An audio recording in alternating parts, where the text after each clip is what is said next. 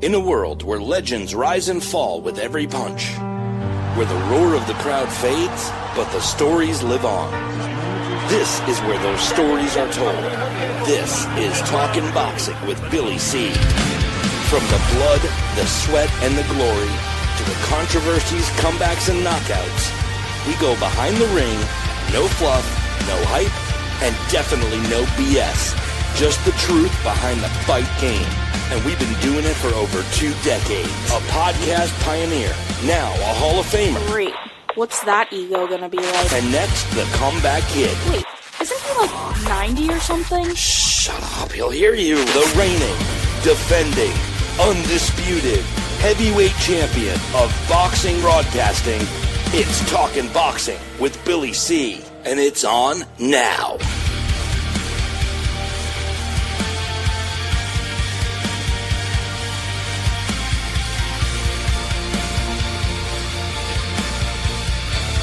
And we're coming to you live from the Billy C Studios in Lake George, New York. I'm Bill Calogero, and it's time for the Billy C Show. Good day, good evening, good morning, whenever you're watching, whenever you're listening. I hope you're doing okay today. Today's show is being brought to us in part by my book. Tom Molyneux, From Bondage to Baddest Man on the Planet, is available right now where all good books are sold, and you get a copy of this book right now while you're watching or listening to this very show. Speaking of shows, we got a busy show scheduled for today. My main topic coming up a little bit later. Look, I've been seeing on social media, just every time I turn around, I see more and more stuff on Floyd Mayweather and how he's the best ever and all of this stuff. He's not the best ever. He's not the greatest of all time. And coming up later on the show, I'm going to give you all the reasons why I believe he's not, and I'm going to tell you who is. And I'm going to back it up with statistics, and I don't think there's going to be much of an argument. So that's coming up later on the show. I just can't take any more seeing him still in the conversation, but that's later on. Also coming up later, I'm going to break down and give you my predictions on the Boots Innis-Uisma Lima fight, which is scheduled for this weekend. We also have a couple of great guests scheduled. The famous comedy duo from the podcast that's just taking the world by storm, and it's above my pay grade, the podcast, and we'll be talking to those guys in a little bit later. And also former IBO World Welterweight title challenger, UK's own Michael the Problem McKinson is going to be joining us. But first, why don't we get caught up on some boxing news, which is my segue to this. Coming up, a new smart fridge sends passive-aggressive texts about your snack choices. But first, here's Billy C. with the latest boxing update.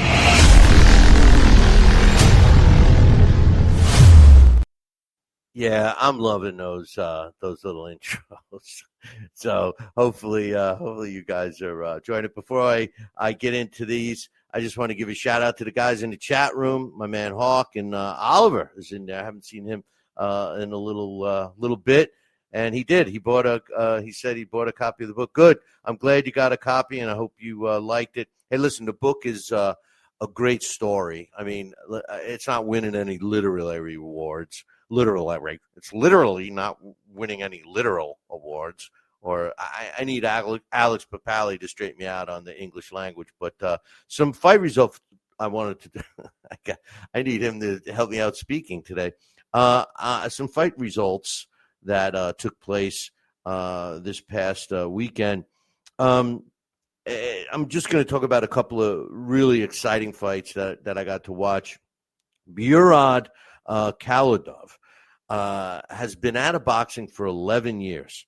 And he stepped in the ring with Sergey Kuzman in Russia, St. Petersburg, Russia. And what a slugfest that was. At the end of the night, Khalidov improved to 11-0 with 6 knockouts, and Kuzman drops to 19-3. I was impressed with the fight. It was action-packed, especially from a guy that was out of the sport for 11 years. But the thing that I didn't like was the fact that he started calling everybody out. He wants a world title shot. I mean, this was I was in a conversation with someone on social media earlier today about Ituma. And I mean, I don't have anything against Ituma. I think he's exciting. He's young, but he's not ready for a world title shot. We talked about last week, and I'm going to touch on it a little bit more about him passing up a mandatory.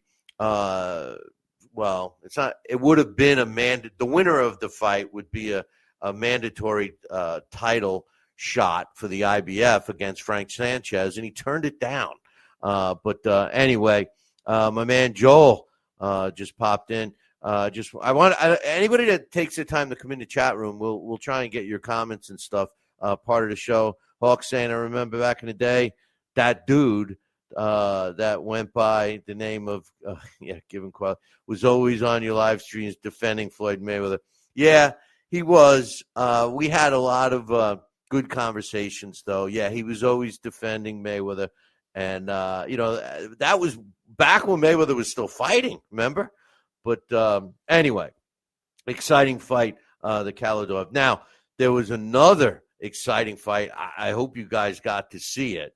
But Queensberry Promotions over in England, and I can't wait to talk with our guest from England today because you guys all know how much of a fan I am of the UK boxing scene. But Nathaniel Collins and Cristobal Lorente fought for the European featherweight title, and what a fight it was. It ended in a draw, okay? One judge had it 115-113 for Collins. One judge had it 115-113 for Lorente. And the plant judge, of course, had it 114-114, giving the fight a draw. But let me tell you something. This fight was an excellent fight. If you didn't see it, go punch it up. I believe I watched it on DAZN, probably. Check it out. It was an action-packed fight. There was no question about it. I have no complaints about the decision. I don't know if the fighters have any complaints about the decision. Every fighter does. But I just honestly felt that the scores were legit. It could have gone either way. 115-113 for either fighter, and it could conceivably have been a draw by all judges. I mean, it was a good fight, action-packed. I mean, you got to watch this fight. Now, Lorente kept his European title. He's now 20 wins, no losses, and 3 draws, with 8 of his wins coming by knockout. And an interesting stat about his record. Now, he's undefeated still. He's got 3 draws. But since he won his title against Mario Forte in July of last year, he's had 2 decisions. He defended the title twice and had 2 decisions, both ending in a draw. This one against Collins and his last fight against Ruben Gill in July of last year. Collins kept his O, but adds a draw to his record, and his record now is 17-0-1, and he too has 8 of his wins coming by knockout. Willie Hutchinson defeated Mark Jeffers via 7th round stoppage in their lightweight fight. Hutchinson improves to 19-2 with 14 knockouts, and Jeffers drops to 20-2 with 7 knockouts. And his last 2 fights represent his last 2 losses. And a fight that was, man, it was an exciting fight, too. This was a good card. An exciting fight was a lightweight matchup for the vacant British lightweight strap. Louis O'Doherty stopped Reagan Glacken in the 10th round of a scheduled 12-round fight to take that title. He improves to 11-0 with 3 knockouts. Glacken tastes defeat for the first time in his professional career, dropping 16-1. This is exactly what I was talking about last week in terms of the Brits. They're not afraid to fight each other early on. And, this is indicative of this fight as well. I mean, both of these young fighters going in to the ring undefeated and putting their O's on the line. And, the truth of the matter is that they gave the fans an exciting fight. And what I love about the UK boxing fans is that they're not going to, basically turn their backs on their fighter just because he lost, So speaking of turning your backs, don't go anywhere because you guys are going to – I hope you're going to enjoy the breakdown with the Mayweather. But we also have the guests coming up, and the one duo from the Above My Pay Grade podcast. It's kind of a cross promotion thing. We are going to get them to talk boxing, so don't worry about that. In one other thing I want to mention, in bare knuckle action, I watched. I started watching the bare knuckle stuff. Brutal shit, man. Brutal. I mean, it was. I don't know why these guys do it, to be honest with you. But my man Coach just popped in the chat room. What's up, my man? Haven't seen or heard from him in a long time. Hey, Joel, I hope you got us on Thriller. Anyway, Mike Perry, who holds the BKFC, the bare knuckle fighting King of Violence title. Now, Mike Perry put his title on the line and fought Jeremy Stevens in a brutal fight. What a brutal fight. I mean, Stevens rocked Perry a few times early in the fight, but this guy didn't go down. I mean, he was doing the Billy C dance on 7-8 scotches. I mean, but he didn't go down. And then it seemed like he was energized and came back, being energized by being rocked and hurt. The guy was hurt, all right, Perry. But then he comes back and he just unleashes this brutal assault. I don't mean to laugh, but I mean, Jeremy Stevens took a good old-fashioned ass whipping. He sent him down and almost out, not once, not twice, not 3 times, not 4 times, not 5 times, but 6 times. And the guy got up every time except for the 6th. Finally, the referee saved his ass and waved it off. It was in the 5th and final round. Very exciting fight. And speaking of bare knuckles, I don't know if you caught this or not, but Paulie Malignaggi is going to be fighting in the boxing the bare knuckle boxing 47, the main event that's taking place in a couple of weeks, October 18th. And he's taking on the former BKB world champ Tyler Goodjohn. I don't get it. I mean, if you've ever watched this bare knuckle boxing, it's brutal. And I could see a slugger, right? I could see a guy that likes to get in there and trade punches, right? But Paulie Malignaggi was never that guy. I mean, Paulie Malignaggi was a boxer. He never was known for his power punching. I mean, and he's going to be doing it. I tell you the truth, I can't wait to see it. I'm going to watch it. I don't know what Paulie's thinking, to be honest with you. But anyway, last week I talked about how Frank Sanchez couldn't find anyone to fight him to become the mandatory IBF World Title Challenger. Ituma, like I said in the beginning of the show, turned down the fight and allegedly has taken a much easier fight. And like I was saying, I was in a discussion with somebody on social media saying that he deserves it. He's the next best thing. He's the top. I'm like, dude, this guy fought one meaningful fight. And he won against Dillian White. Let's give him credit. But let's not put him in the world title fight yet. I mean, that's the problem with the sport, boys and girls. You got to climb the ladder a little bit. Just because you have the money backing you or whatever, and just because you're a knockout puncher and you've been knocking out all these, proverbial slugs, doesn't mean you're ready to fight Usyk. He wants to fight Usyk. I mean, come on. And yes, I saw some stuff with him saying it's a win-win situation. I mean, because if I lose to Usyk, but if I win, I shock the world, blah, blah, blah. But anyway, Frank Sanchez and the IBF found a taker. who fell into the rules of the IBF, who was eligible, and it was announced that Frank Sanchez will be fighting Daniel Dubois.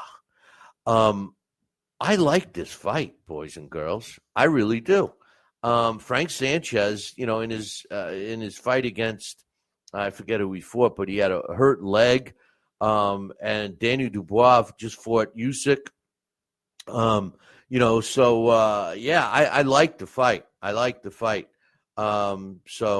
And then another fight that's coming up. We'll talk about some fights that are coming up this weekend.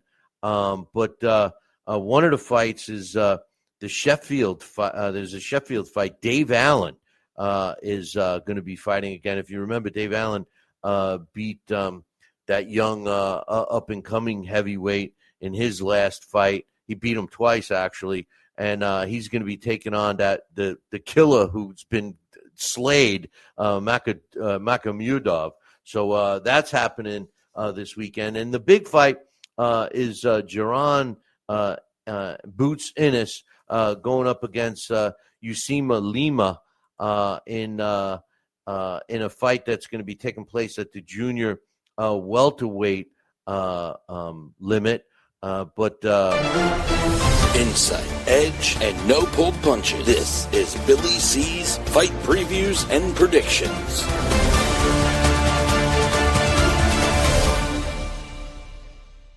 I told you I'm real excited with all of the little intros we got now. And our fight predictions, breakdowns, and predictions this week is being brought to us by CES Boxing. They got a great card scheduled for this weekend at Foxwoods. And then their next one is Saturday, November 1st at Mohegan Sun. I'm going to be ringside, so hopefully I'll get to see you guys there. All right, this fight, I thought that, before I started really breaking down this fight, I thought it would be a pretty entertaining fight. But now I'm starting to get second thoughts. We'll start off with Uisma Lima. He's the current IBO World Junior Middleweight Champion.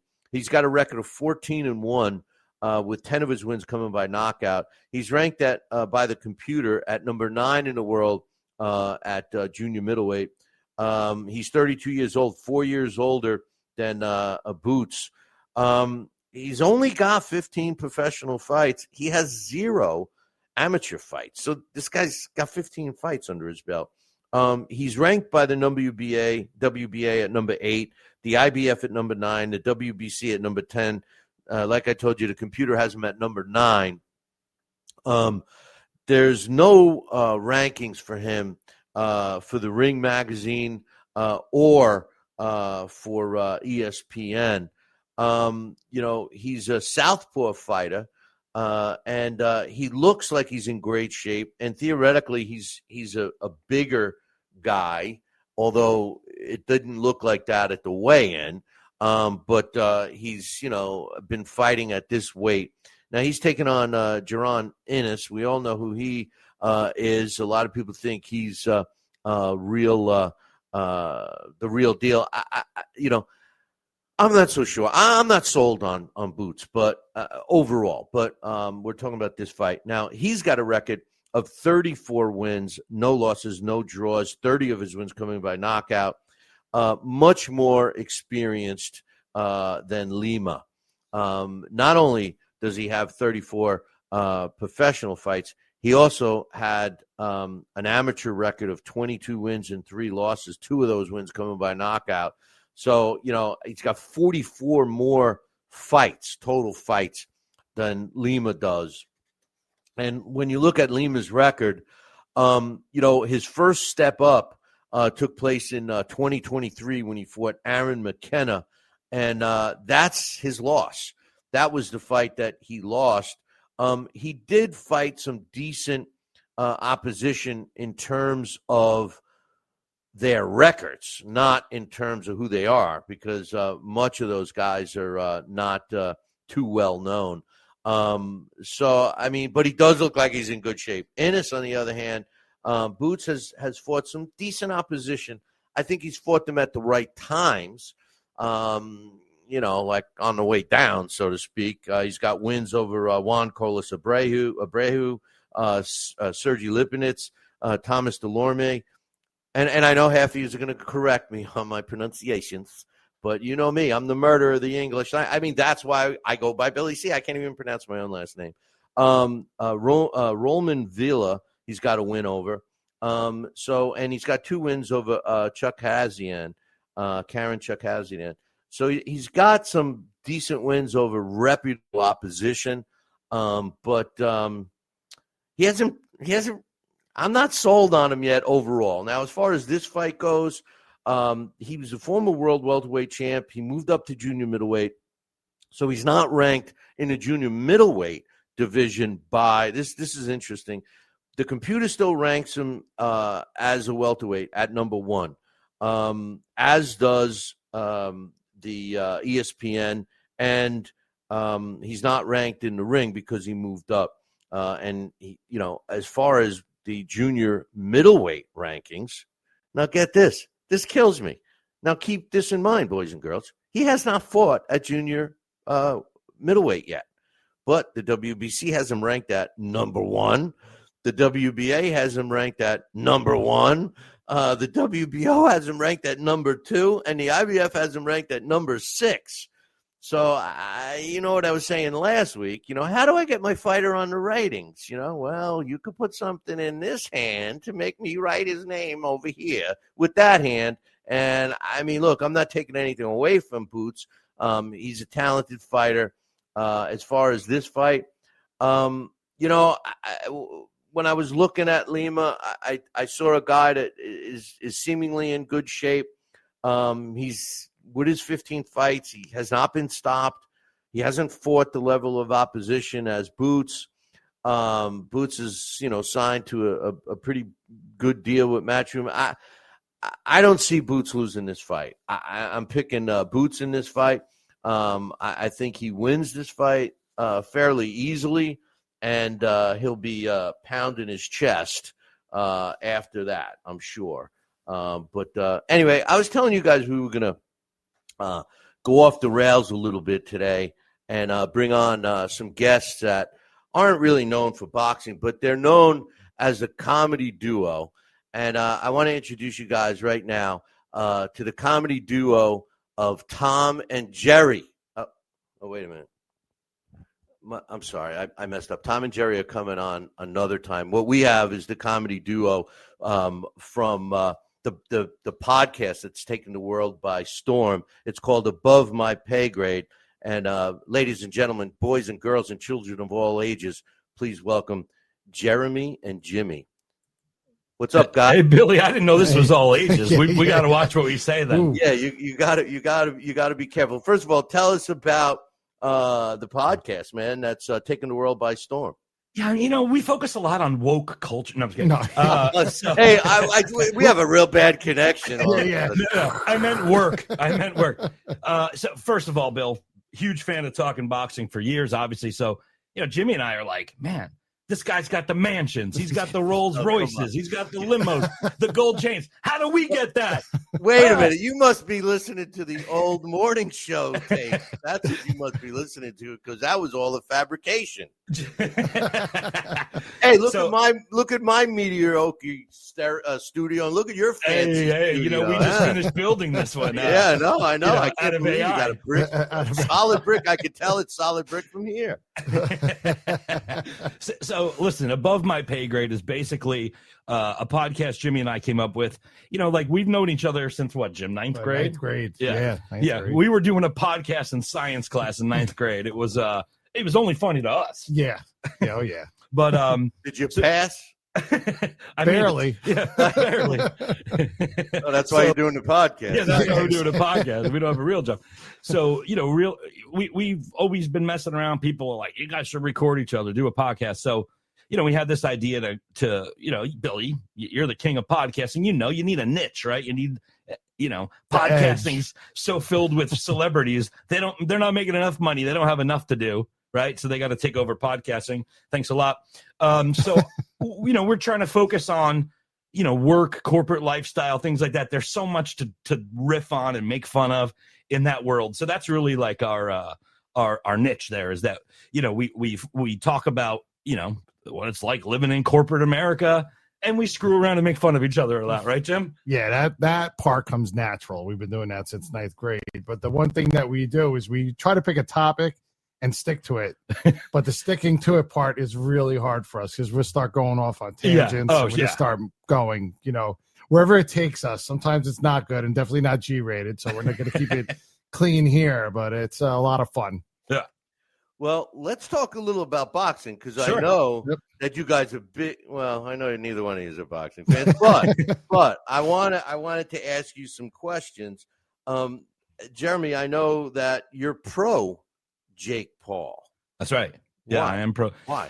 Listen, you could love or hate Jake Paul and his attitude and his mouth, but the boy is in the gym every single day training to box. He's a boxer. He's not a YouTuber. Make no mistake. He's not a YouTuber.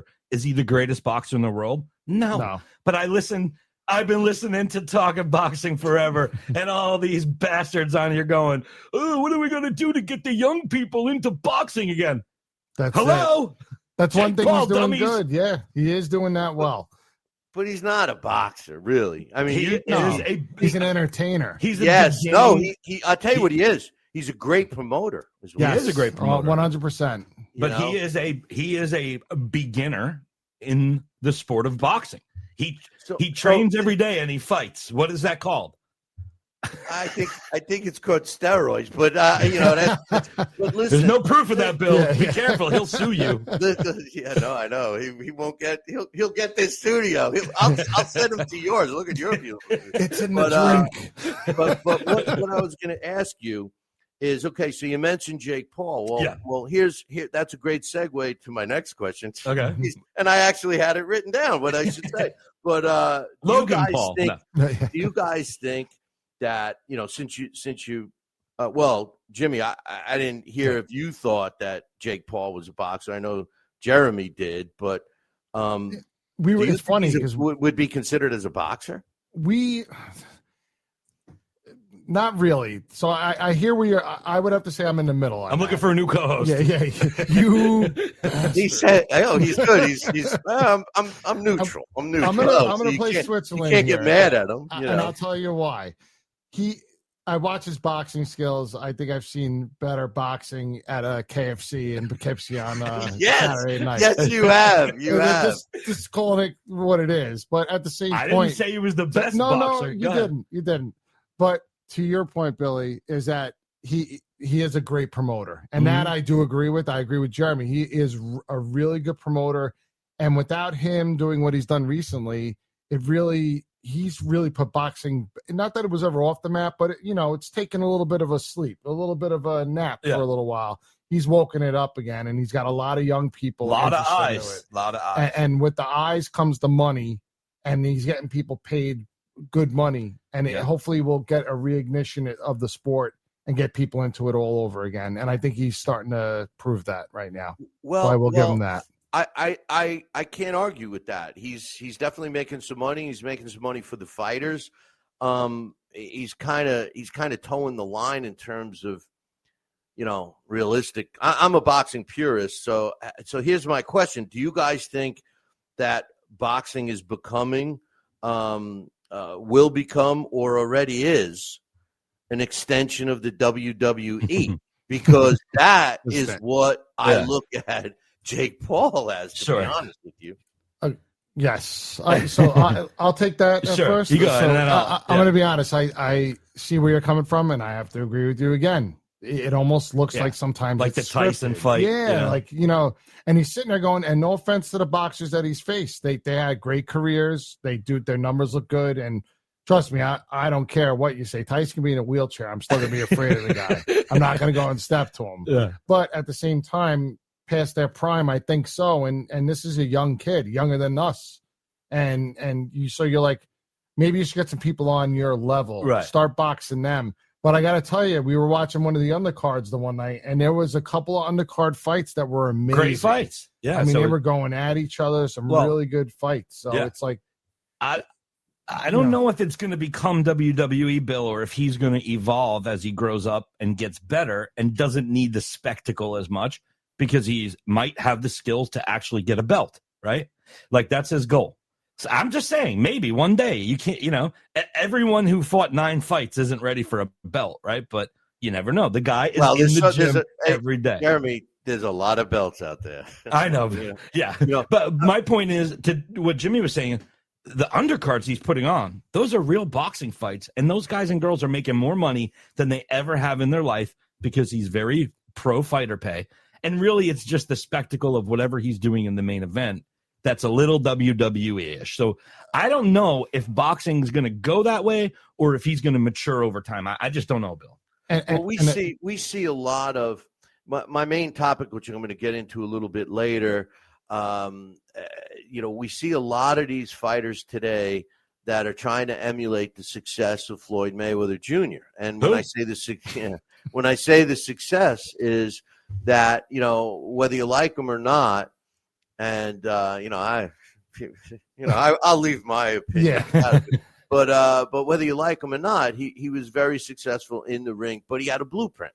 And the blueprint was not what Terrence Crawford recently did with Canelo Alvarez, And a lot of fighters have followed that print because of his success, the money he's made, et cetera, et cetera. And then now you introduce a guy like Jake Paul, who's seemingly doing the same thing, and he's kicking it up 10 notches. When you say, Jake Paul's a boxer, well, yeah, he's in the ring, he's in the gym. You can see that in his body, that he's definitely in shape.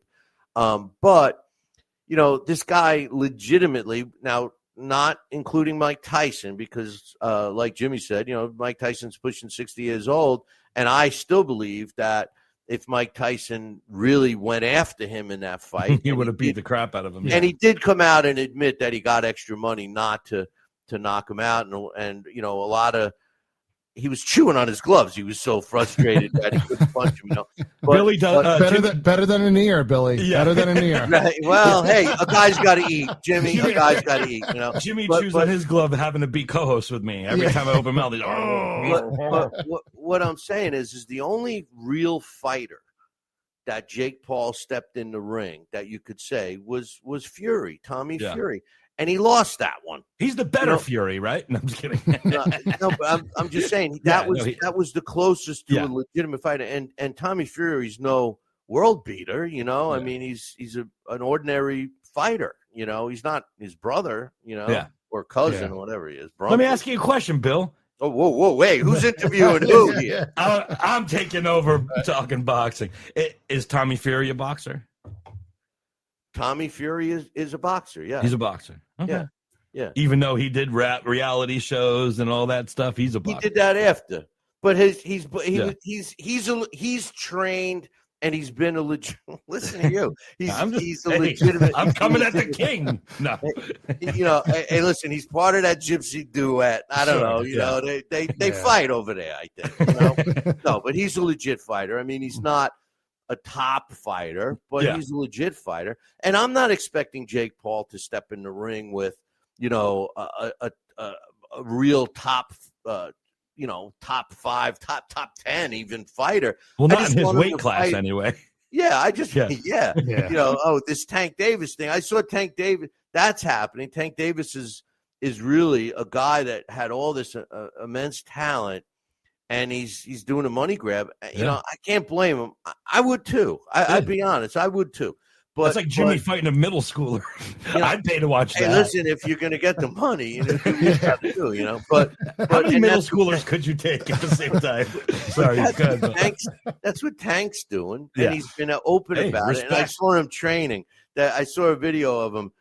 Tank Davis training for Jake Paul. He looked like the Pillsbury. He's at McDonald's. He looked like Adrian Broner, for God's sake, And he's if you have seen pictures of him, he's fatter than me, So, but I'm just nervous that the success and the reason why I'm asking you guys because you're on the pulse of the younger people, and if this is what they are thinking, what boxing is. Yeah.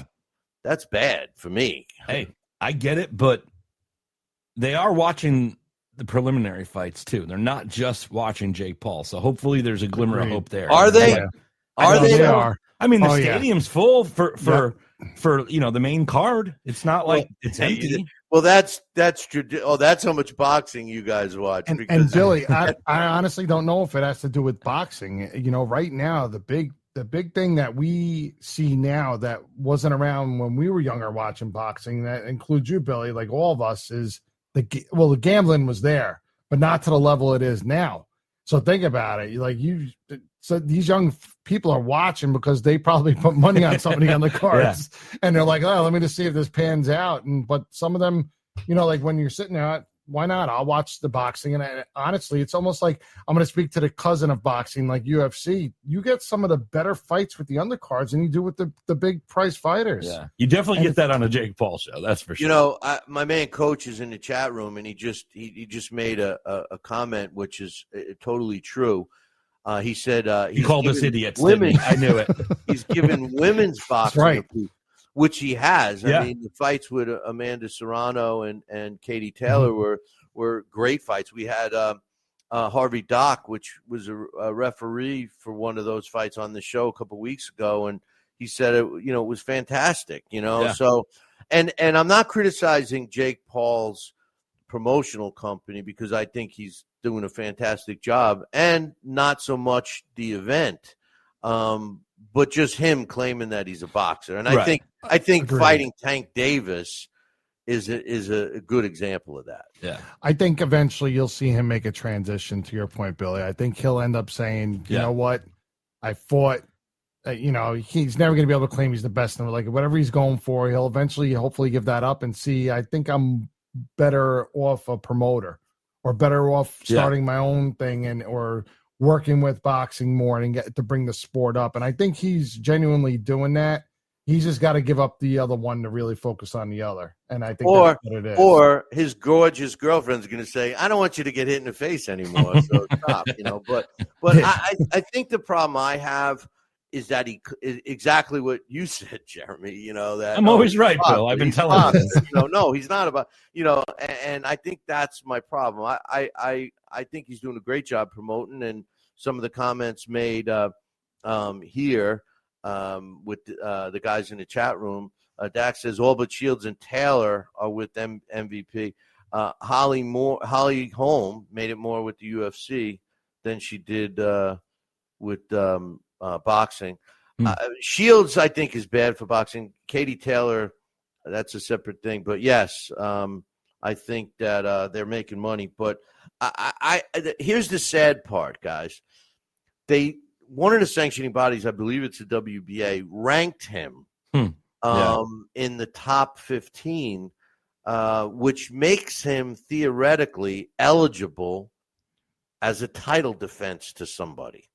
Now, whether a fight's been offered to him or not, we haven't heard. I haven't heard. Yeah. But that would be something that would be impressive if he stepped in and even fought another top 10 guy.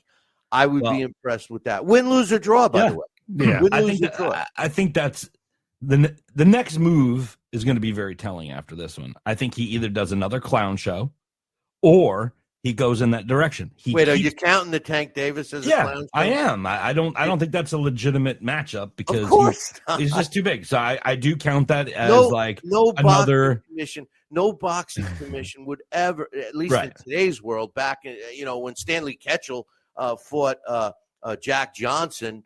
I wasn't ringside, but I was real young in 1910.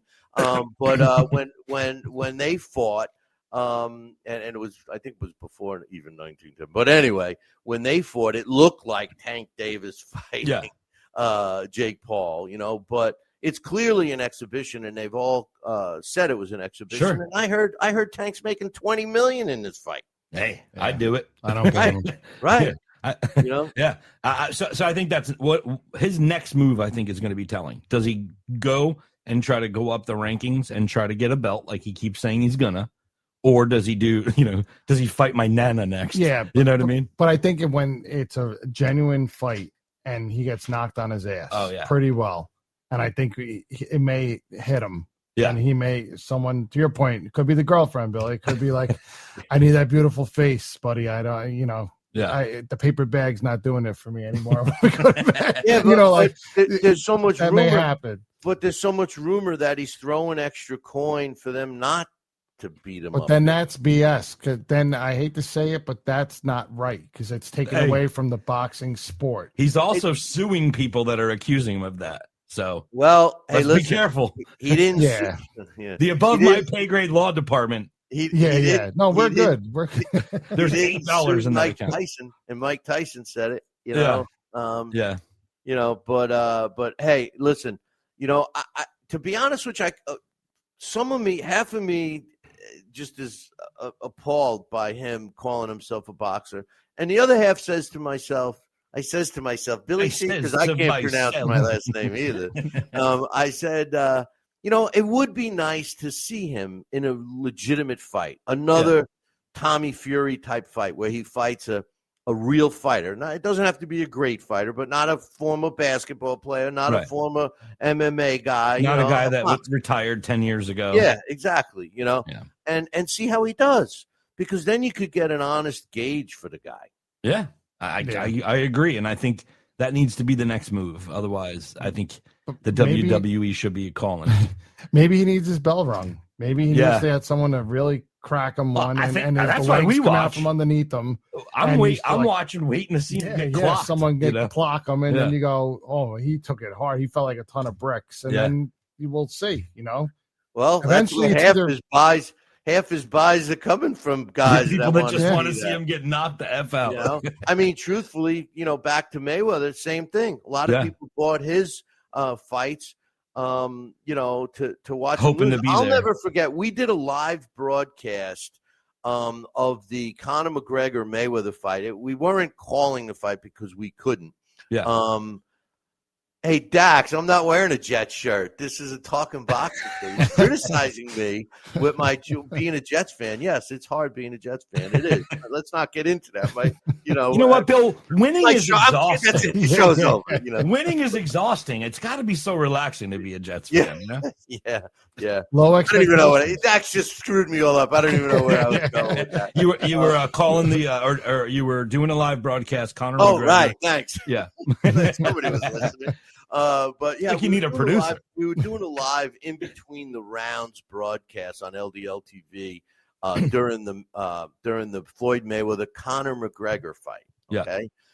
I can't tell you how many. As a matter of fact, the whole place that we were in, we were at a sports bar. Actually, we were at Sal's place, but the whole place that was watching that fight was rooting and bet on Conor McGregor in that fight. Yeah. And I mean, I knew damn well that Conor McGregor wasn't going to beat Mayweather. We were hoping he was going to land a shot, but he didn't. And, you can't take a guy like Mayweather who can box, and put him in with a guy who, was not a boxer. And that's similar to what I think we get with Jake Paul. So here's the difference there. Conor McGregor was a trained boxer. He fought, he was training in boxing before he was training in MMA. And he has a very unorthodox style. He has great timing, because Jimmy and I watch MMA as well. He's got great timing. He knows how to dodge a punch coming at him. Who's this? And Conor McGregor. Oh, Conor. And Conor McGregor's left hand could put anyone to sleep. If he threw that left hand, and he was very awkward in that fight, and I don't even know if he ever threw a real punch or if he was just tapping him. Like, it looked like he was just tapping him. If he threw a left hand and connected with Floyd Mayweather, he would have knocked him out. He would have knocked him out cold. I think I recall him connecting with a couple. Yeah. But here was the worst part. The worst part of that fight was that Munguia was a fighter that was trying to get a fight with Triple G around a little before that fight, and the Nevada State Athletic Commission turned it down because they said Jaime Munguia was not experienced enough. I think at the time he had 20 something fights, and they said he's not experienced enough to fight Triple G, but yet they approved Conor McGregor, who had no professional boxing fights. He had all his MMA fights, and they approved that, and that was Floyd's 50th win. So to me, that was a little bit of a circus show too, you know. So why do you think that's happening, Bill? You know, from someone who watches boxing, from someone who doesn't really watch it, and it seems like that's not just a one-off. There are other fights, like even Jake Paul. I don't care. The guy's built like an ox. So what? I see people in the gym that are huge. Doesn't mean they know how to box. Why is he getting the permission all of a sudden? Is it that boxing money? Yeah, are they turning a blind eye and they know the sport may be hurting a little bit and they're trying to bring it out? But are you going to bend your rules to make it happen? Like, where's your integrity line? I guess I should say, for the sport. All right, so that's a multi-answer question. First of all, when you're talking about Jake Paul, you know, what makes him not susceptible. I'm having a hard time talking today, and I haven't even had a scotch. But he's doing exhibitions, so that doesn't fall under the same guidelines as a professional boxing match. A professional boxing match would have to fall under the rules and regulations of the governing commission, whichever state that they're in. Now, as far as the other part of the answer, boxing has always followed the money. And, I'm not going to accuse anybody specific, but there has definitely been some corruption. And I think that believe it or not, breaking news, everyone. I know, but the Touch problem, me and I'll sue. the problem is the fact that, with Mayweather's case, he brings a lot of money into the state of Nevada and into Las Vegas when he fought there. The same thing with Canelo Alvarez when he fought there. That's, like you said, the money. I mean, that's reality. Boxing follows the money. It always has. Yeah.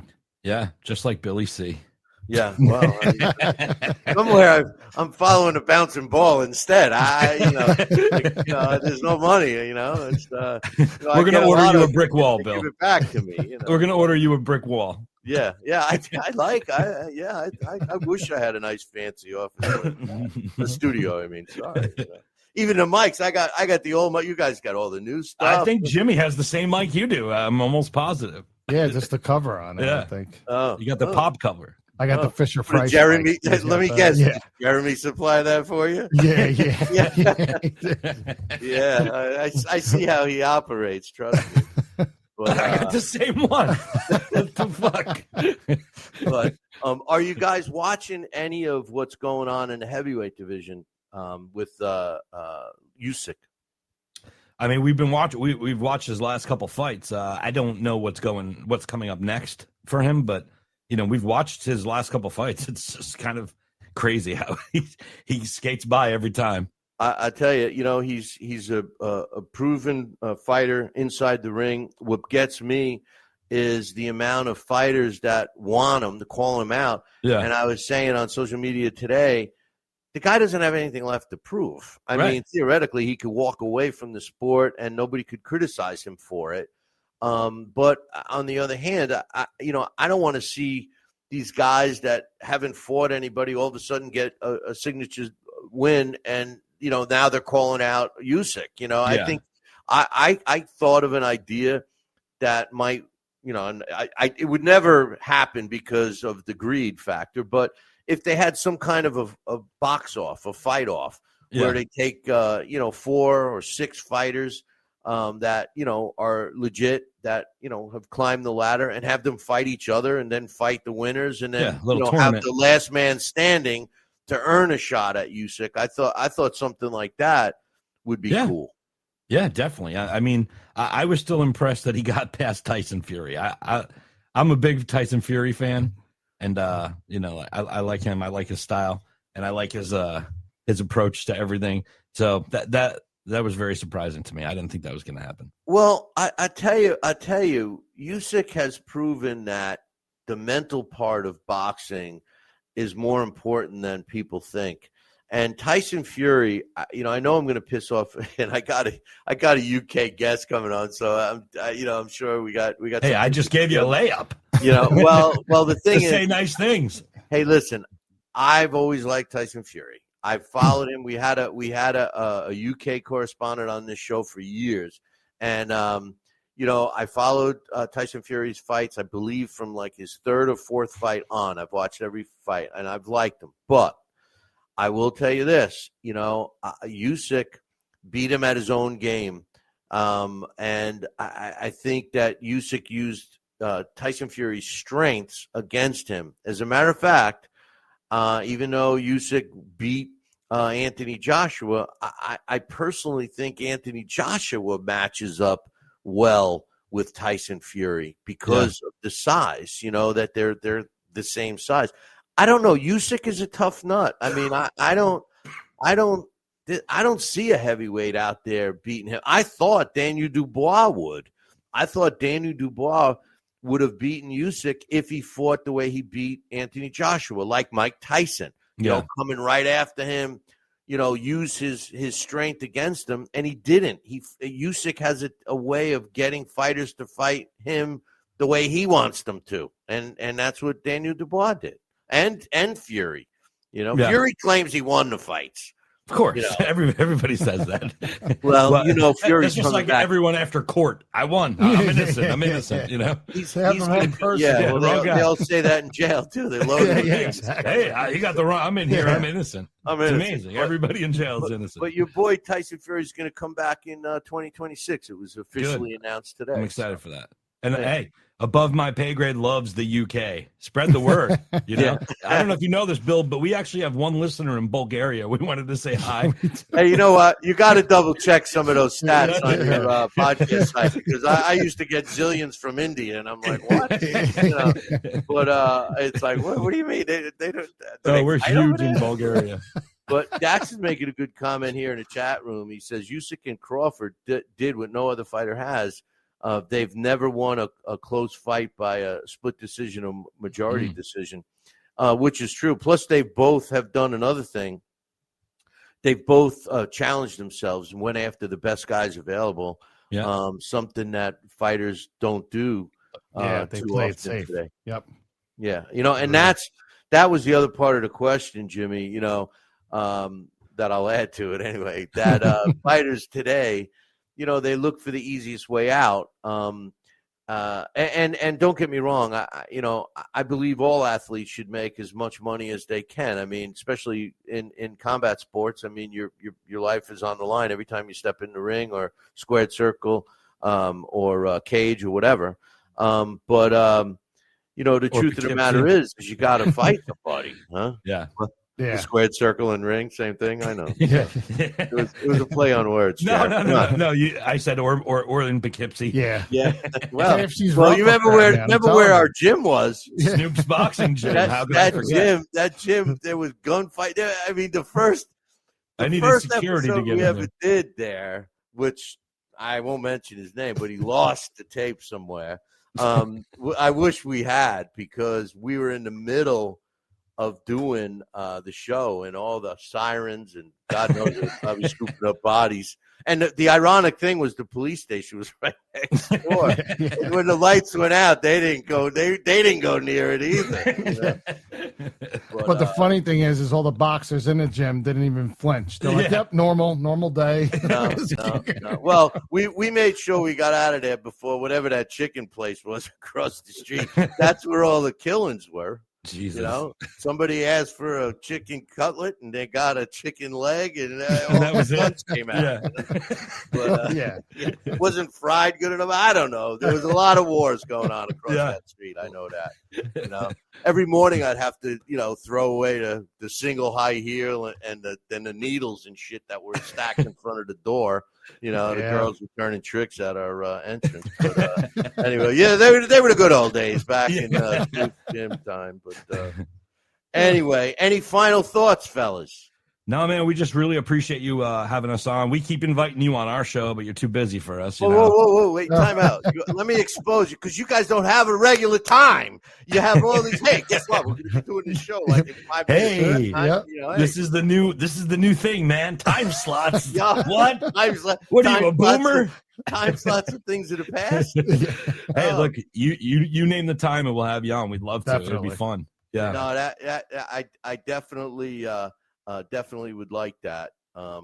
And I can abuse you guys the way that's it. Or little old Billy C. But Yeah, how can people get your podcast? Yeah, so we're on all the major apps. Just search Above My Pay Grade, or just go to abovemypaygradepodcast.com and you can subscribe to everything there. We launched our first product. You, right? They get to see you guys. And no, we're just doing audio right now. So listen on the way to work. Listen at work instead of paying attention to a meeting.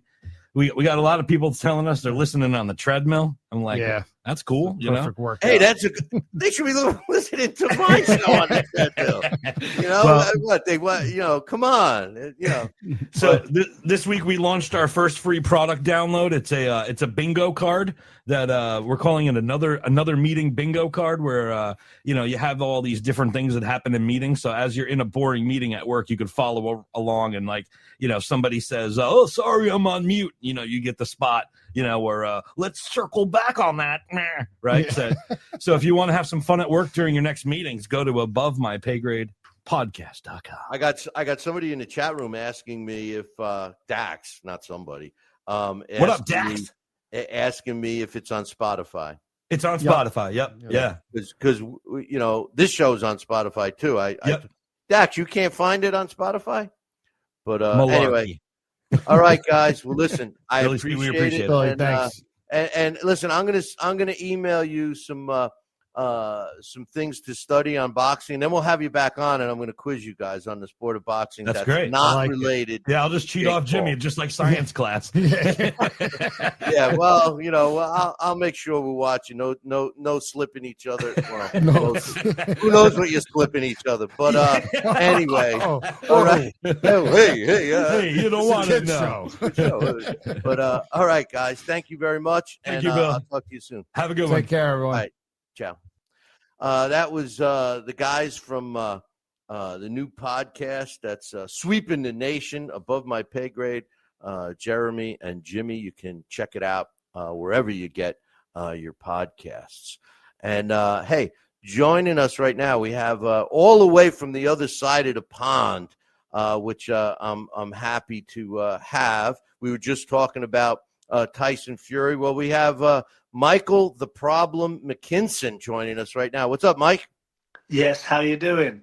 Great. I'm doing great. I'm glad you could join us from the other side of the pond. What time is it over there? What do we? I know sometimes it's 5 hours difference, and sometimes it's 6. What's the difference now? So we're 5 to 11 at night. So oh God, I'd already be in my feety pajamas by then. Me too. I've stayed awake especially to speak to you guys. Oh, I love it. I appreciate it. Well, listen, I know you. Well, tell us first of all. I know you've collected a bunch of titles along the way, but first off, before I get into a question, I'm dying to ask you.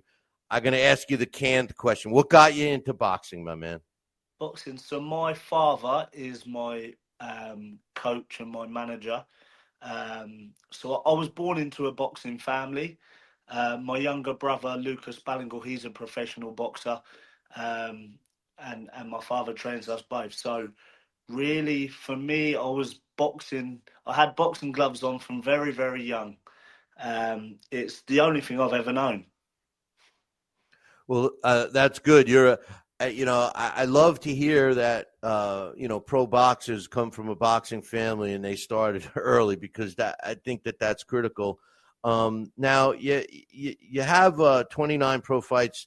You have 2 losses on your record, and one of them came against Virgil Ortiz. That's the only time you were ever stopped. I always look at, the positive side, that you learned something from it. And you stepping in, you were undefeated going into that fight. You step in with Virgil Ortiz, you come out on the losing end. What did you learn from that fight? I did 2 camps for Ortiz. So I was originally meant to box him in the March of 2022. We flew to LA, and fight week, 4 or 5 days before the fight, news got out he was hospitalized with rhabdomyosis, so he's off the show. That fight week was tough for me because I didn't know if I was having my US debut or if I wasn't, and Golden Boy worked hard. I said yes to 7 different names over the space of 48 hours. Fight week was wild. I said yes to fight Blair Cobbs, Alexis Rocha, one of the Rincon brothers, Ivan Panzic, a Mexican guy, and in the end I fought another Golden Boy fighter, Alex Martin. Later, I realised that Alex Martin knew weeks before he was going to be fighting me. So it was a bit of a crazy fight week, but nonetheless, I got my US debut. I won, and then 4 months down the line, we got the Ortiz fight rescheduled. We went to Texas. It didn't go my way. I did well in the fight. I won rounds. I cut him. And I left Texas with a lot more fans than I went with. I earned the respect of everybody, whether it be the boxing fans, the boxing media in the US, the promoter, Golden Boy Promotions, who obviously that's who we worked with that time. So yeah, there was a lot of positives to come from it. You can never be proud of a loss, of course, and it was a tough one to take, my first L.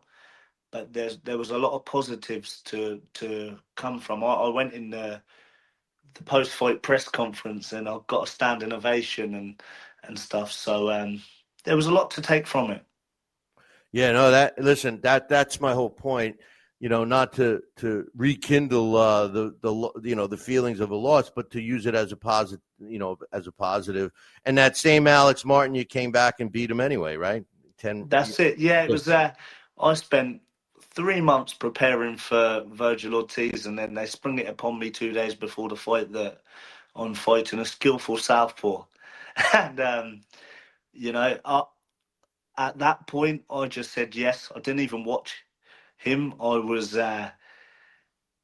very frustrated, but I said yes. I went up to bed, and 2 days later, I got in the ring and fought Alex Martin, who was quite negative, but I won via unanimous decision.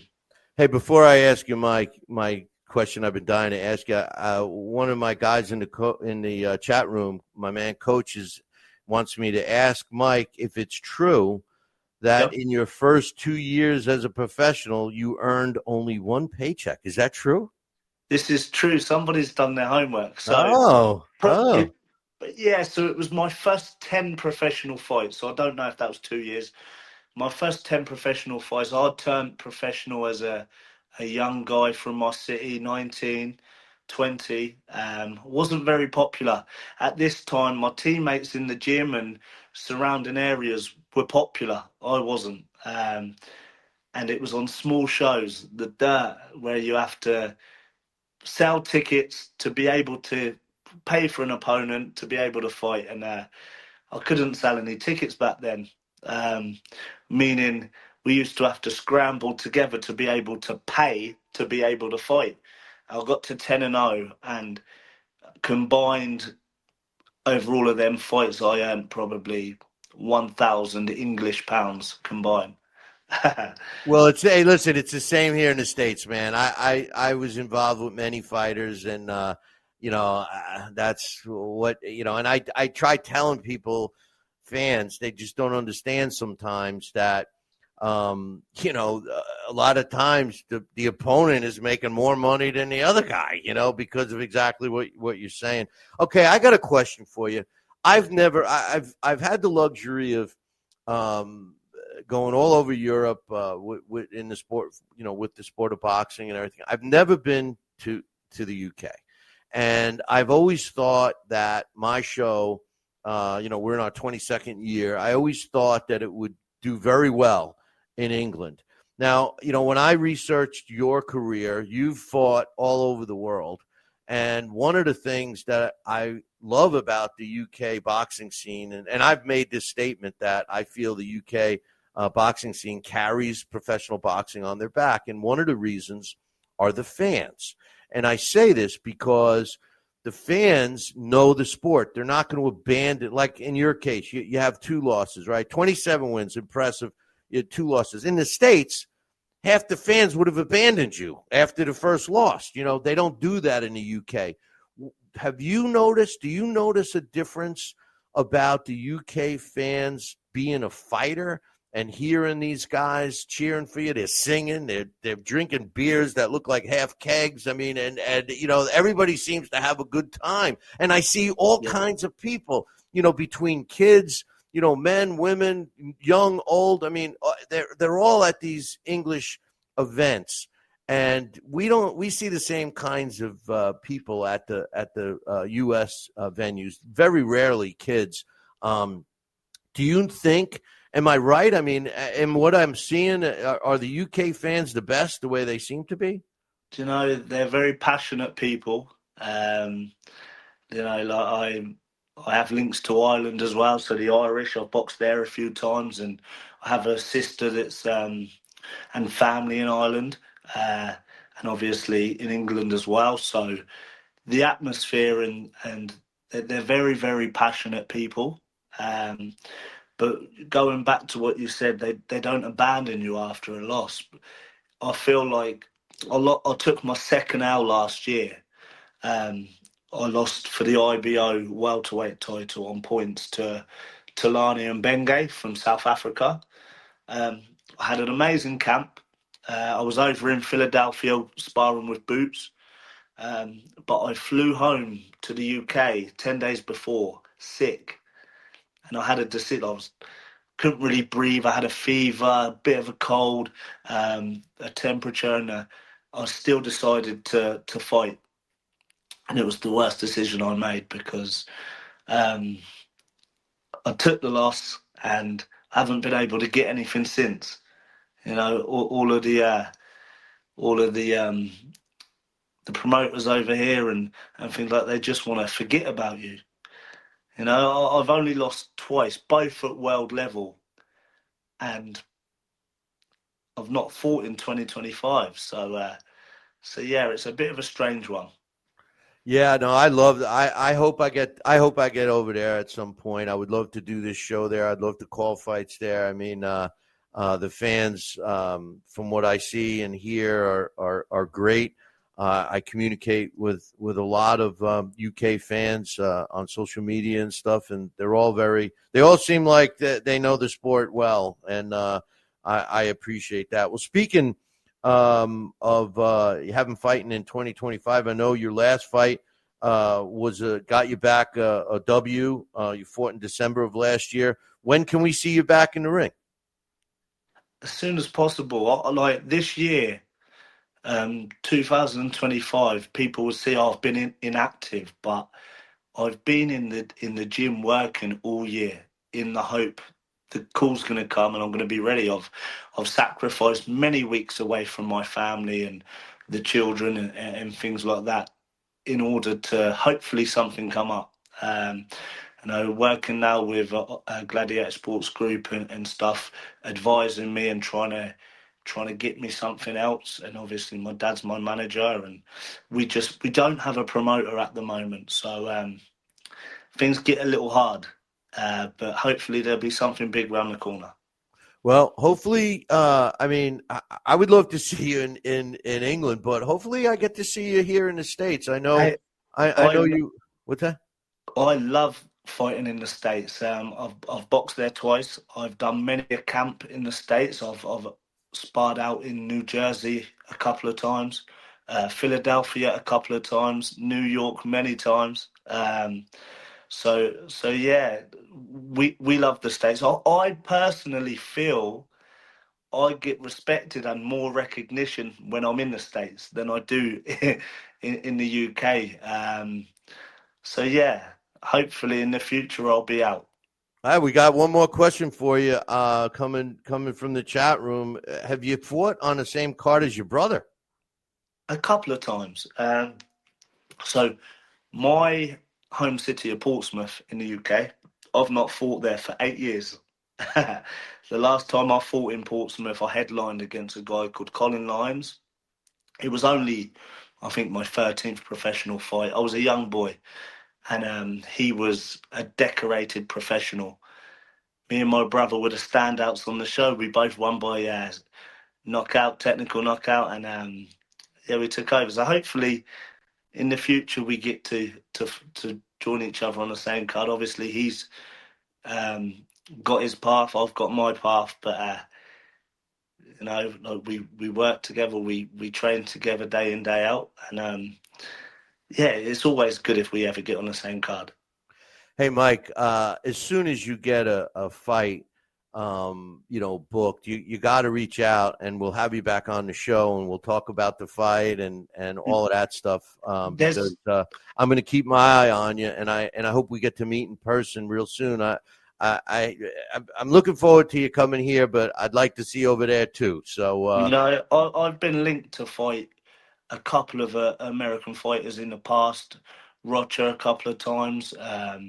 Alexis Roger, also Blair Cobbs. He's called me out many times. Blair Cobbs, woo woo! Blair Hey, Cobbs. I met him. I did an event in Las Vegas for the Canelo, one of the Canelo fights, and Blair was on the card, and he's a character. He's with Don King Promotions now, from what I understand, but he beat Adrian Broner. Yeah, he's a character. He's a nice kid. Nice kid. That would be a good fight. Cobbs, he beat an old problem. I'm a real problem. And, yeah. Hey, that could be your shtick. I'm gonna talk to them about that. So we'll see. He seems to be very inactive for his age, and he's always calling out people and stuff. And he hasn't been able to get fights. So maybe he's in a similar situation as me. A lot of fighters are, or they're forced to promote themselves because nobody promotes anymore. That's why I like the scene on your side of the pond so much better. I mean, you have promoters that promote, between Hearn and Frank Warren, and Boxer now. I mean, all these guys are out there, promoting their fighters. And a lot of the promoters here in the States, not so much. But anyway, listen, I really appreciate you coming on, Mike. Thank you. I wish you all the best. And like I said, I can't wait for you to get signed to a fight. And you got to reach out. You got my contact info. Reach out, and we'll get you right back on. And all I can say is go to sleep, man. You're making me tired. Just if it's that late, I mean, geez, I'm already waking up in the morning by the time you're going to be going to bed, So appreciate you taking the time to join us, brother. Thank you very much. All right, take care. See ya. That's my man, Michael the Problem McKinson. And I tell you, I hope he gets a fight here in the States, and I hope that he gets a fight close by. I'm going to be at Mohegan Sun in November 1st, and it would be great to see the new problem, like he said, the better problem, not the old problem, Adrian Broner, but I'd like to see Mike fight here. And hopefully I get to meet him in person. But all right, my big topic today. I know a lot of people have been waiting, and here it is. Okay, for the last for a lot of time during his career, and well after, because I see it every day on social media all over the place. People posting about Floyd Mayweather this, Floyd Mayweather that. He's the best ever. Then you got I had one of the guys in the chat room reminded me we had a fan here, the Gift Media that's what it was, used to contradict everything I would say about Floyd, and was a big Floyd fan. And listen, I'm going to start off by saying I'm not taking anything away from Floyd. Floyd was a great fighter in his era. He was a talented fighter. He was a fantastic promoter. He navigated his career pretty well. My honest opinion is when he was under the tutelage of Top Rank and he was called Pretty Boy Floyd, he was an exciting fighter. I think that, I enjoyed watching him fight during that time. And then he broke away and became Money Mayweather. And not only did his nickname dictate, how he was going to run his own career, but he found a way to make the maximum amount of money. Rumors have that it's $1 billion he's made over his career. He made the maximum amount of money with the least amount of risk. And that's fine. I respect him and I give him all that credit by doing that. On a side note, because of his success, the sport of boxing has changed. And what has happened is a lot of other fighters try to copy Floyd, and they try to copy the way he's done it. And then promoters start thinking, oh, well, the value, we need to, save the O, because Floyd did such a great job at marketing the O and fighting fighters at the right time and fighting fighters that made him look better. I'm not taking anything away, but made him look good. The truth of the matter is, I personally feel that Floyd Mayweather never showed us. We never got to see the best Floyd Mayweather because he never challenged himself, similar to what Terrence Crawford just did. In my opinion, the best ever, the greatest of all time, was Sugar Ray Robinson, not Floyd Mayweather. And this is, why I'm going to give you the reasons why I feel that way. First of all, Floyd Mayweather Jr. Finished his career with 50 wins, no losses, no draws, 27 knockouts. He made his career and his fame was based on that 50-0 record. He was not the only fighter to reach 50-0. He was the only fighter to retire at 50-0. The 50-0 record, the 49-0 that you beat, was only instrumental and made any, had any clout in the heavyweight division, and that was Rocky Marciano. People were trying to beat that, and Floyd somehow weaseled in and, got all this fame. So let's look at some of the stats that people always throw in my face when they tell me that Floyd Mayweather was the best ever. First of all, they talk about the 50-0 record, okay? Well, Sugar Ray Robinson, his record was 174 wins. He did have 19 losses.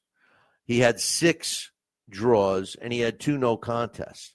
Of his 174 wins, 109 of his wins came by knockout. He had more than twice as many knockouts than Floyd had victories. People tell me that Floyd had a fantastic amateur career. He did. He had an amateur career of 43 wins, 6 losses. 5 of his 43 wins came by knockout. Sugar Ray Robinson, he had a pretty decent amateur record as well. 57 wins, 3 losses, and a draw, with 25 of his wins, he's an amateur, coming by way of knockout. So when you look at the two fighters, their total professional fights and their amateur fights, Sugar Ray Robinson had 262 professional and amateur fights, winning 231 of them, with knockouts with 134, a total of 22 losses, 7 draws, and 2 no contests. Floyd Mayweather's total pro and amateur career, 99 fights, 93 wins, 6 losses, 32 coming by knockout. So in my opinion, the records speak for themselves. And if there are people out there that are naming, saying that Ray Robinson had 19 losses, I've heard people say, well, he had double-digit losses. It means nothing when you look at the total number of fights and you look at the total number of opponents, which we're going to get to now.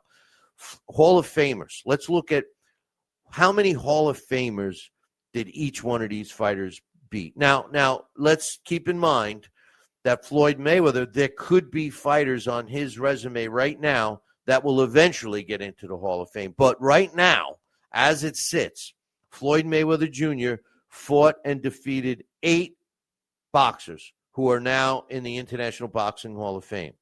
They include Manny Pacquiao, Juan Manuel Marquez, Miguel Cotto, Shane Mosley, Oscar De La Hoya, Canelo Alvarez. Canelo Alvarez isn't in there yet, but Diego Corrales and Ricky Hatton. Those he's got 8 wins against Hall of Famers. Sugar Ray Robinson, he's fought 12 different. Keep that in mind. Different Hall of Famers during his career against guys like Henry Armstrong, Jake LaMotta, Kid Gavilan, Carmen Basilio, Gene Fulmer, et cetera, et cetera. Although Floyd Mayweather fought 8 Hall of Famers, he had a record of 8-0 against those Hall of Famers. Sugar Ray Robinson, of his Hall of Famers that he fought, 21 wins, 7 losses, a draw, and a no contest. I think it's pretty obvious when you look at the Hall of Fame victories that Sugar Ray Robinson gets the nod there, in my opinion, unless, again, you're looking at the which, let's look at how many world champions each of them beat, because everybody tells me that Floyd Mayweather, the reason why he's the best is because he's beaten so many different world champions. It's true. Floyd Mayweather beat 22 world champions during his career. Sugar Ray Robinson beat 18 world champions during his career. But a lot of those guys were Hall of Famers. Like we mentioned, those names, plus add Sammy Angot, Fritzy Zivic, Randy Turpin, Rocky Graziano, Bobo Olson, Carmen Basilio, and Gene Fulmer. And the other main thing about when you start using world champions is that during Floyd Mayweather's era, there were 4 belts. So there were more champions and less fighters. When Sugar Ray Robinson fought, there was only 1 belt for each division. And by the way, there was only 8 divisions. So Floyd Mayweather technically beat the better world champions because there was less of them, supply and demand, less belts, I give Sugar Ray the nod there because of the dilution of world championship belts now. When people count those 22 world champions that Floyd Mayweather beat, they're counting all the world champions, WBA, WBO, WBC, IBF as the main 4. When you talk about the world champions that Sugar Ray Robinson beat, there was only one. It was called the World Championship. And Sugar Ray Robinson, he did fight for the Pennsylvania World middleweight title at one time, but at the time, the New York State was the World Championship, pretty much the one that was recognized. So I give the edge to Sugar Ray on that one. Now, when you look at world title fights, Floyd Mayweather across all 5 weight classes that he fought in, he fought 26 title fights, which is pretty impressive. More than half of his fights were world title fights. Sugar Ray Robinson had 30. He fought 42 world championship fights. 30 of those were wins. He did have some losses and a draw, but he won a total of 6 world championship titles. That's not defending. So these numbers also count as a defending title, right? But 6 world championships through the welterweight and middleweight divisions.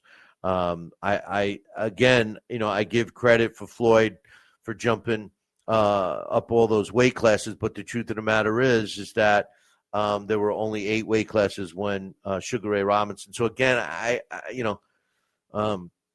I lean towards Sugar Ray on this. I mean, I'm sure people are going to have. And Johnny Utah's in the chat room saying Baldomir didn't feel like a world champion win. You know why? Because he was the least challenging title holder when Floyd picked him. That's always been an argument of mine, but that's for another day. Undisputed world titles or the world title, okay? Because the undisputed world title only came about after the multiple sanctioning bodies. So now we have an undisputed when somebody holds all four. Back in Sugar Ray Robinson's day, there was only the world title. Floyd Mayweather never won an undisputed world title. Never. He never unified all of the world championships in one or any division during his 50-0 career. Sugar Ray Robinson, all of his titles were for the world title. He held the welterweight world title from 1946 to 1951 and held the middleweight championship 5 different times between 51 and 60. Now, this stat, and again, I mean, that's a layup. There's no way that you can say that Mayweather is above Ray Robinson on that. To me, this is the one stat that stands out the most to me. And I think that you can make an argument, every other statistic that I said, okay? But this statistic stands out above all the rest. And I'm sure there's going to be the so-called boxing experts on social media that are going to disagree with me on this. But I feel that when you fight an opponent more than once, when there's a title on the line, it means a lot. And anybody that's ever boxed knows that when you fight somebody and then you fight him again, you know, and then if you should fight him a third time, you know, you start to get his tendencies. You start to get to know that fighter a little bit better. You know, when you only fight one fighter once and then you go back and you review the tape or you know, you replay the fight in your head, you know, you say, you know, I could have did this. He was, you know, he was open for an overhand right or I should have worked the body more or, you know, there's always something that you would have, could have, should have done, right? Well, Floyd Mayweather has only fought 2 times during his 50-fight professional career. He's only fought twice opponents more than once, and that was Jose Luis Castillo. He fought twice, and Marcos Medina. He fought twice. You know, Medina, a lot of people thought won the first fight. You know, so he's only fought the same guy twice. So Sugar Ray Robinson, on the other hand, he's fought. So get this stat straight. Floyd Mayweather fought 2 times, 2 fighters, 2 times each, right?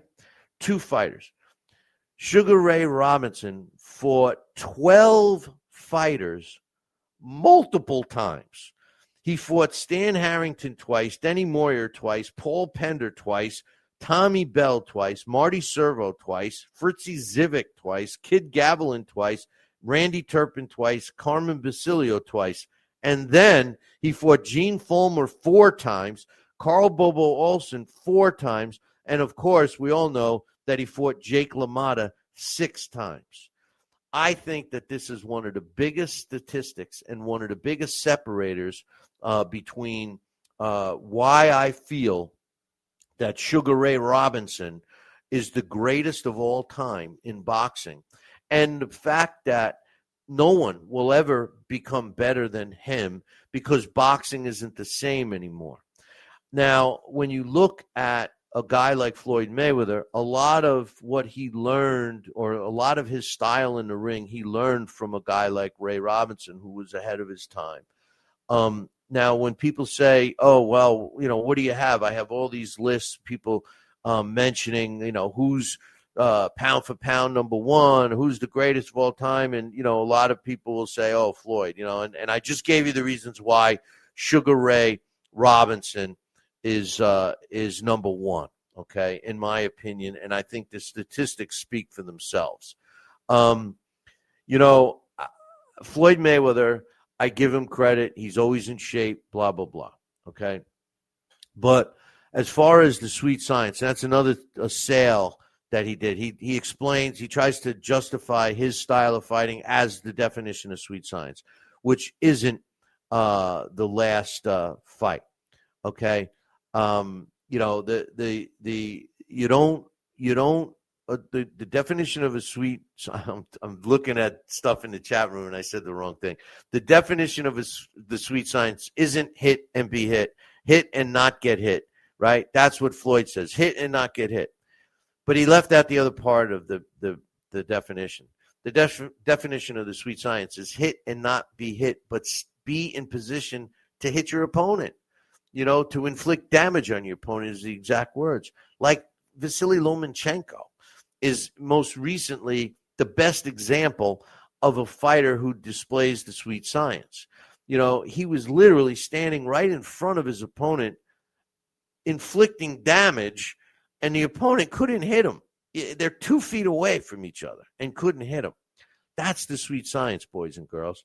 And another thing, Terrence Crawford, in my opinion, and he's still active, so I'm not going to, say where I put him in my all-time greats, but he will, I can guarantee you that he's going to finish above Floyd, because whether he wins, loses, or draw, again, from here on out, because of the challenging that he did. He challenged himself. I don't feel Floyd ever did. And where does Floyd sit on my all-time great list? No offense to anybody, but I got him at number 25. I'm sorry, but guys that are ahead of him, just to name a few, like I said, Sugar Ray, in no particular order, except for Sugar Ray Robinson, he's number one, but Harry Greb, Jack Johnson, Sam Langford, Henry Armstrong, Ezra Charles, I have ahead of him, Archie Moore, Roberto Duran, Marvin Hagler, Sugar Ray Leonard, Willie Pep, all are ahead of him, in my opinion. And I do not judge the losses. Coach is bringing up one of the, out of all of the losses that Ray Robinson had, 174 wins, 19 losses, 6 draws, 2 no contests. Of the 19 losses, he was stopped one time. And that fight was in the light heavyweight division against Joey Maxim. And he was stopped in the 13th round because he had heat stroke.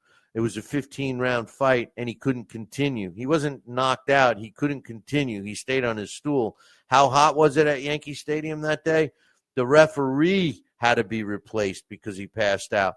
One of the things I've always laughed at is Joey Maxim always said, hey, there wasn't they didn't have air conditioning, but he said there wasn't a fan blowing on me in my corner, but nonetheless, I look, I hope that people that, are Floyd Mayweather, at least take what I'm saying with some substance, and understand where, people like myself come from when we're saying that guys like Sugar Ray Robinson, why he's the best ever, and not Floyd Mayweather. Speaking of Floyd Mayweather, there's a lot of rumors going around that he's going to come out of retirement. And rumor had it that he wanted to fight Crawford. Now, I can't believe that. I haven't heard anything official, so I'm not going to, say he's coming out of retirement. The last thing I heard, and it's not even official, was that he was going to fight Tyson in an exhibition, and now that was pushed off to 2026. I don't think that's ever going to happen. But, I could see Floyd and his ego, and because Terrence Crawford is getting the accolades, and maybe Floyd needs some money. I don't know. How do you piss away $1 billion? But I don't know. He does have some expensive habits. But the truth of the matter is if he wants to shut people up like me and shut other people up that put other fighters in front of him, because of his ego, and he makes the mistake, and it will be a mistake, to come out of retirement and fight Terrence Crawford, his O will go, because Terrence Crawford will not only beat Floyd Mayweather, he will knock him out. And I think that the truth of the matter is that as good as Floyd was, and he was, let's call a spade, he was good. Defensively, he was very sound. He had hand speed. He wasn't known for any power, but, hand speed, points, movement, defense, great runner, and defense, but he also knew how to use the ring. Terrence Crawford can do all those things too.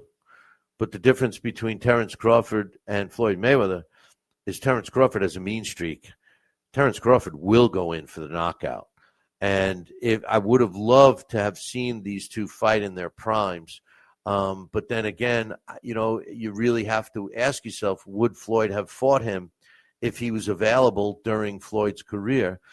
People always say to me, what would Floyd have survived in any era? Well, the answer you have to say is, yeah, Floyd would have been a good fighter in any era. But then you have to say to yourself, if you go back to the Fab Four in the 80s, when you're looking at Roberto Duran, Sugar Ray Leonard, Marvin Hagler, and of course, Tommy Hearns, and if Floyd was in that mix, would he have fought? Would he have fought those guys? He would have had to, because boxing was different. They wouldn't have let him duck him, and he would not be undefeated. One of those guys, if not all of them, would have beat him. But anyway, hey, listen, I want to thank the guys from Above My Pay Grade, Jeremy and Jimmy, for stopping by, and special thanks to Michael the Problem McKinson for stopping by. It was great chatting with him. I love the UK boxing scene, and as a matter of fact, we have another UK boxer on tap. We're going to get some bare knuckle boxers on this show. It's brutal. If you've never watched it, punch it up, check it out. And I want to thank everybody that's still supporting us after all these years. Don't forget, go to BillyCBoxing.com and make sure you follow us or subscribe. We're available wherever you get your podcasts. And we're also on, of course, YouTube, Facebook. Join our Facebook group, Talking Boxing with Billy C, or friend me. Send me a friend request. There's a couple accounts. One is mine, Bill Calogero. One's Billy Calogero. And one is Talking Boxing with Billy C. Friend them all. Join the group. And, of course, we're on Rumble. That it just seems that Rumble is still in its infancy or something, but hopefully we can get some followers there. And hey, I just want to thank everybody, and make sure you tune in next week, same bat time, same bat channel. Until then, I'll leave you with this. Ciao, baby.